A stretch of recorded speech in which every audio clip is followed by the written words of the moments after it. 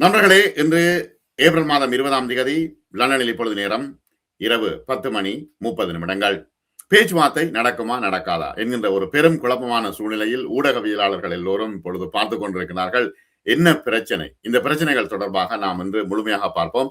Subscribe செய்யாத நண்பர்கள் subscribe செய்யுங்க, லைக் பட்டன் அழுத்துங்க. உடனுக்குடன் உங்களுக்கு செய்திகள் வந்து சேரும். நிறைய பேர் சப்ஸ்கிரைப் செய்யாம பாக்குறீங்க, தயவு செய்து சப்ஸ்கிரைப் செய்யுங்க. சரி, இந்த பேச்சுவார்த்தை நிலவரங்கள் என்ன?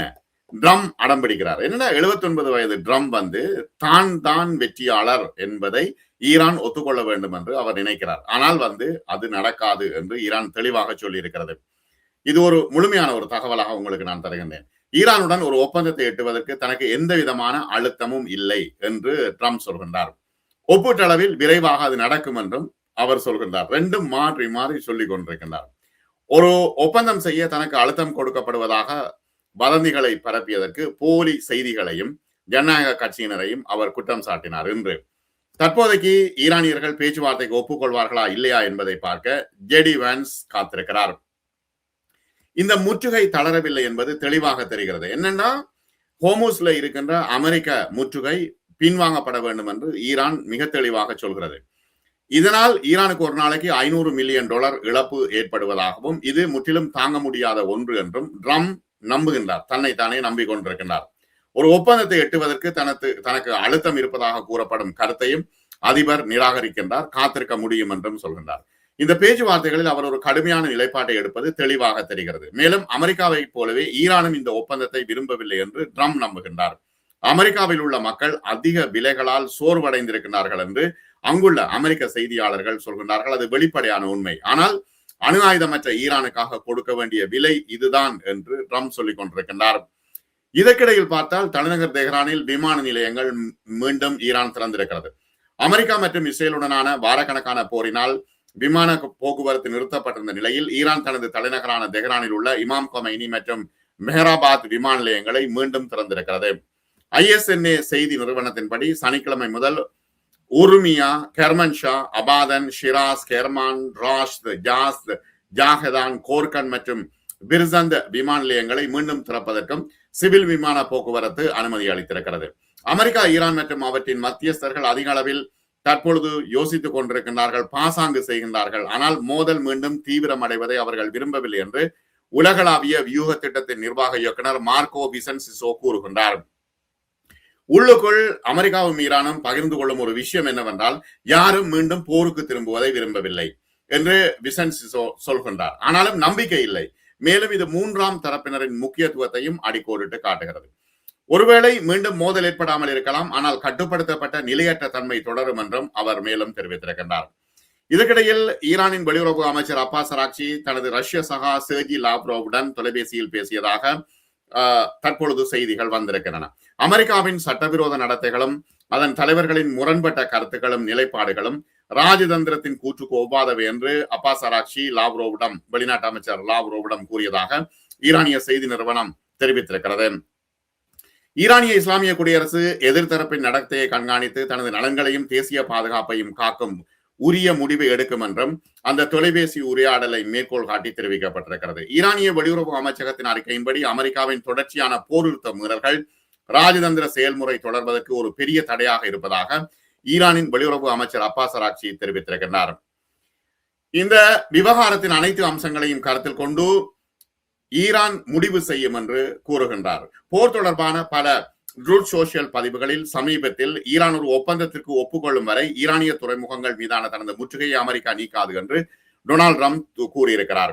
இப்ப ஈரானிய தலைமையை வீழ்த்துவதற்கும் அந்நாட்டின் தற்காப்பு திறன்களை முடக்குவதற்கும் ஆரம்பிக்கப்பட்ட இந்த ஆக்கிரமிப்பு போர் அதற்கு பதிலாக அதிநவீன ஈரானிய ராணுவ தொழில்நுட்பம் மற்றும் எதிர்ப்பு அச்சின் ஒருங்கிணைந்த முன்னணியை எதிர்கொண்ட பொழுது அமெரிக்காவின் பலவீனம் அம்பலப்படுத்தப்பட்டது. இந்த போரின் 10வது நாளிலேயே தனது எந்த ஒரு மூலோபாய நோக்கங்களையும் அடைய முடியாது என்பதை உணர்ந்த வாஷிங்டன் மறைமுக தொடர்புகளை நாட தொடங்கி இருந்தது என்று ஈரான் சொல்கிறது. இந்த ஒப்பந்தம் அமெரிக்க இஸ்ரேலிய ஆக்கிரமிப்பை நிறுத்துவது மட்டுமல்லாமல் நீண்ட காலமாக இருந்து வந்த பொருளாதார மற்றும் அரசியல் அழுத்த வழிமுறைகளையும் தகர்க்கிறது. அதே நேரத்தில் ஒவ்வொரு வாக்குறுதியையும் முழுமையாக நிறைவேற்றப்படுவதை உறுதி செய்ய ஈரானிய படைகள் முழு எச்சரிக்கையுடன் இருக்கின்றன என்று ஈரான் சொல்கிறது. என்ன விஷயம்? ஈரானுக்கு எதிராக புதிய ஆக்கிரமிப்பு இருக்கக்கூடாது, ஹோமுஸ் நீரிணை மீதான ஈரானின் தொடர்ச்சியான கட்டுப்பாடு, யுரேனியம் செறிவூட்டலை ஏற்றுக்கொள்வது, அனைத்து தடைகளையும் நீக்குவது, அடுத்து அனைத்து இரண்டாம் நிலை தடைகளையும் நீக்குவது, பொருளாதார தடைகளை நீக்குவது, ஈரானுக்கு எதிரான ஐக்கிய நாடுகள் பாதுகாப்பு சபையின் அனைத்து தீர்மானங்களையும் முடிவுக்கு கொண்டு வருவது, ஈரானுக்கு எதிரான சர்வதேச அணுசக்தி முகாமையின் ஆளுநர் குழுவின் அனைத்து தீர்மானங்களையும் முடிவுக்கு கொண்டு வருவது, ஈரானுக்கு இழப்பீடு வழங்குவது, பிராந்தியத்தில் அமெரிக்க போர் படைகளை திரும்ப பெறுவது, லெபனானில் ஹிஸ்புல்லா அமைப்புக்கு எதிரான போர் உட்பட அனைத்து முனைகளிலும் போரை நிறுத்துவது. இதான் அந்த 10 விஷயங்கள். இந்த ஒரு ஒப்பந்தம் ஏற்படும் வரை நாங்கள் விலக்காத இந்த முற்றுகை ஈரானை முற்றிலுமாக அழித்துக் கொண்டிருக்கிறது என்று ட்ரம்ப் சொல்கின்றார். இந்த முற்றுகையை விலக்கினால்தான் நாங்கள் வருவோம் என்று அவர்கள் அடம் பிடிக்கின்றார்கள். இப்ப ஒரு நாளைக்கு $500 மில்லியன் ஈரான் இழக்கிறது என்றும் அது ஒரு பெரிய தொகை என்றும் பல ஆண்டுகளாக இஸ்ரேல் அரசை அழிப்பதற்கான திட்டத்தை வகுத்து அதனை செயல்படுத்துவதற்கான நடைமுறைகளை திறன்களை வளர்த்துக் கொண்ட ஈரானிய ஆட்சிக்கு எதிராக ராணுவம் முன்னெப்போதும் இல்லாத அளவு ஒரு போர் தாக்குதலை ஆரம்பித்தது என்றும் அவர்கள் குறிப்பிடுகின்றார்கள். அமெரிக்காவும் சொல்கிறது, இஸ்ரேலும் சொல்கிறது. இஸ்ரேல் சொல்கிறது, நாங்கள் தொடர்ந்து விழிப்போடு இருப்போம், ஈரான் அதன் லட்சியங்களை நிறைவேற்ற அனுமதிக்க மாட்டோம் என்று இஸ்ரேல் சொல்லிக் கொண்டிருக்கிறது. இதற்கிடையில் அமெரிக்க அதிகாரிகளிடமிருந்து பல செய்திகள் வந்த போதிலும் ஈரானியர்கள் ஒருபோதும் பலவந்தத்துக்கு பணிய மாட்டார்கள் என்று அதிபர் மசூத் பெசஸ்கியன் கூறுகின்றார். ஒப்பந்தங்கள் எதுவும் எட்டப்படாவிட்டால் ஈரானிய மின் நிலையங்கள் மற்றும் பாலங்கள் மீது தாக்குதல் நடத்தப்படும் என்ற ட்ரம்பினுடைய அச்சுறுத்தல் மீண்டும் வலியுறுத்தியதை தொடர்ந்து ஈரானுடன் பேச்சுவார்த்தை நடத்துவதற்கு ஒரு அமெரிக்க குழு இஸ்லாமாபாத்துக்கு சென்று கொண்டிருப்பதாக அவர் கூறிய நிலையில் பெசஸ்கியன் இன்று எக்ஸ் கணக்கில் தன்னுடைய கருத்தை பதிவிட்டிருக்கின்றார். வாஷிங்டன் அதீத கோரிக்கைகள் மற்றும் மாறிக்கொண்டே இருக்கும் நிலைப்பாடுகள் காரணமாக ஏப்ரல் 11-12 தேதிகளில் பாகிஸ்தான் மத்தியஸ்தத்தில் 21 மணி நேரம் நடைபெற்ற பேச்சுவார்த்தைகள் ஒரு உடன்பாட்டை எட்ட தவறியதால் அமெரிக்காவுடன் 2ஆம் சுற்று பேச்சுவார்த்தை தொடர்பான ஒரு அச்சமும் ஐயமும் ஈரானிய அதிகாரிகளுக்கு இருப்பதாக அவர்கள் தெரிவிக்கின்றார்கள். திங்கட்கிழமை அன்று செய்தியாளர்களிடம் பேசிய ஈரானிய வெளியுறவு அமைச்சகத்தின் செய்தி தொடர்பாளர் இஸ்மாயில் பாக்காயி ஈரானுடனான பேச்சுவார்த்தைகளில் அமெரிக்கா தீவிரமாக இல்லை என்றும் வாஷிங்டனுடன் 2வது சுற்று பேச்சுவார்த்தைகளில் பங்கேற்க தெஹ்ரானுக்கு இந்த திட்டம் இல்லை என்றும் கூறினார். ஈரானிய துறைமுகங்கள் மீதான அமெரிக்க கடற்படையின் முற்றுகை, அதீத கோரிக்கைகள் மற்றும் மாறிக்கொண்டே இருக்கும் நிலைப்பாடுகள் ஆகியவை பேச்சுவார்த்தைகளின் முன்னேற்றத்தை தடுத்துள்ளன என்றும் அவர் குறிப்பிட்டிருக்கின்றார். ஆனால் இந்த பேச்சுவார்த்தைகள் நடைபெறுமா என்றால் தற்பொழுது நடைபெறும் என்றே அரசியல் ஆய்வாளர்கள், ராணுவ வல்லுநர்கள் குறிப்பிடுகின்றார்கள். எவ்வாறாவது இந்த முற்றுகையை விலக்கிவிட்டு பேச்சுவார்த்தைக்கு தயாராக வேண்டும் என்பதே அவர்களுடைய முக்கியமான நோக்கமாக இருக்கிறது. இப்ப பெசஸ்கியன் பாகிஸ்தானின் ஒரு வார கால தீவிர ராஜதந்திர நடவடிக்கைகளுக்கு ஷரீப் பெசஸ்கியன் இந்த பேச்சுவார்த்தை அவர்களோட தொலைபேசி உரையாடல் முக்கியத்துவமாக அமைந்தது என்று கூறுகின்றார்.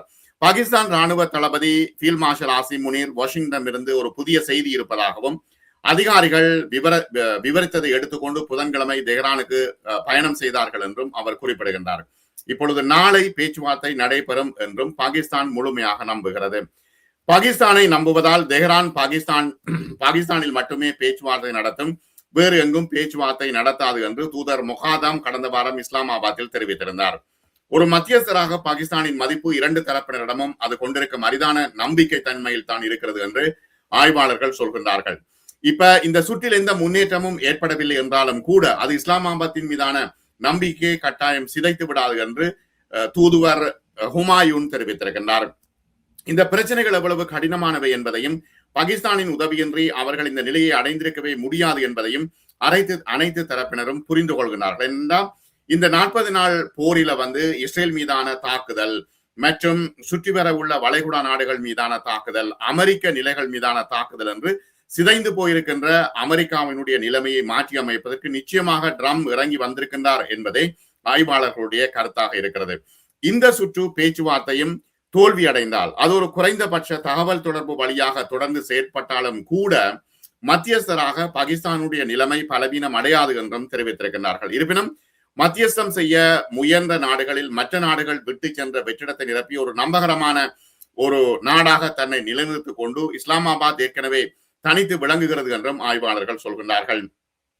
எப்படியோ இந்த பேச்சுவார்த்தை நடக்கும், நல்ல விதமாகவோ அல்லது கடினமாகவோ நடக்கும் என்று ஏபிசி நியூஸிடம் தற்பொழுது ஆய்வாளர்கள் குறிப்பிட்டுள்ளதாக தெரிவித்திருக்கின்றார்கள். இப்ப ட்ரம்ப் என்ன சொல்கின்றார் என்றால், தான் வெற்றி பெற்று விட்டேன் என்பதை பாகிஸ்தான் ட்ரம்ப் சொல்கின்றார், தான் வெற்றி பெற்று விட்டேன் என்பதை ஈரான் உறுதியாக ஏற்றுக்கொண்டால் உடனடியாக இந்த பேச்சுவார்த்தைகள் இதெல்லாம் பிளாக்கேட் எல்லாம் உடனடியாக எடுக்கப்படும் என்று குறிப்பிடுகின்றார். ஆனால் ஈரான் சொல்கிறது இல்லை, நாங்கள் தான் வெற்றி பெற்று விட்டோம் என்று. இரண்டு பேருக்கும் இடையிலான இந்த ஈகோ பிரச்சனை தான் இப்பொழுது இடையில் வந்து நிற்கிறது என்பதுதான் இப்பொழுது உள்ள கேள்வி. ஆகவே அமெரிக்கா பேச்சுவார்த்தைக்கு போகுமா? நிச்சயமாக போகும். ஈரான் பேச்சுவார்த்தைக்கு போகுமா? நிச்சயமாக போகும். முடிவு எட்டப்படுமா என்பதுதான் தற்பொழுது முக்கியமான கேள்வி. ஆனால் இனி போர் ஒன்று வராது என்றே தற்பொழுது ராணுவ ஆய்வாளர்கள் குறிப்பிடுகிறார்கள். மீண்டும் தாக்க தொடங்குவார்களா என்றால் தொடங்க மாட்டார்கள் என்றுதான் இராணுவ ஆய்வாளர்கள் தொடர்ச்சியாக சொல்கிறார்கள். ஏனென்றால் இரண்டு பகுதிக்கும் மிகப்பெரிய இழப்பு ஏற்பட்டிருக்கிறது. ஆகவே ட்ரம்ப் இந்த பேச்சுவார்த்தைக்கு தயாராக இருக்கிறார். ஈரானும் இந்த பேச்சுவார்த்தைக்கு தயாராக இருக்கிறது. பின்கதவு வழியாக பல பேச்சுவார்த்தைகள் நடைபெற்றுக் கொண்டிருக்கிறது. ரஷ்யா பேசுகிறது, பாகிஸ்தான் பேசுகிறது, துருக்கி பேசுகிறது. ஆகவே இவர்கள் பேச்சுவார்த்தைக்கு தயாராக இருக்கிறார்கள் என்பதே தற்போதுள்ள நிலவரமாகும். ஆகவே இது வெற்றி தோல்வி என்பதற்கு அப்பால் உலகமே நிம்மதியாக இருக்க வேண்டும் என்பதற்காக இந்த பிளக்கேட்டை இவர் ஹோமூஸ் நீரிணையை பிளாக் பண்ணி வச்சிருக்கிறார் என்றால் அந்த கப்பல்களை எல்லாம் மீள எடுத்துவிட்டு ஹோமூஸ் நீரிணை வழியாக ஒரு சுதந்திரமான போக்குவரத்தை உறுதி செய்தால் மிக முக்கியமாக உலகம் செழிப்பாக இருக்கும் என்று அரசியல் ஆய்வாளர்களும் சொல்லிக் கொண்டிருக்கின்றார்கள். இந்த இறுக்கமான நிலைமை இன்று இரவோடு முடிவடைந்து விடும் என்றே அவர்கள் எதிர்பார்க்கிறார்கள். பொறுத்திருந்து பார்ப்போம். இந்த பேச்சுவார்த்தை நிலவரங்கள் வரும்பொழுது நான் உங்களுக்கு தருகின்றேன். மிக நன்றி நண்பர்களே. சப்ஸ்கிரைப் செய்யாத நண்பர்கள் சப்ஸ்கிரைப் செய்யுங்க, லைக் பட்டன் அழுத்துங்க. நிறைய பேர் சப்ஸ்கிரைப் செய்யாம பாக்குறீங்க. தயவு செய்து சப்ஸ்கிரைப் செய்துட்டு பாருங்க. மிக நன்றி. மற்றும் ஒரு காணொளியில் நாம் சந்திப்போம்.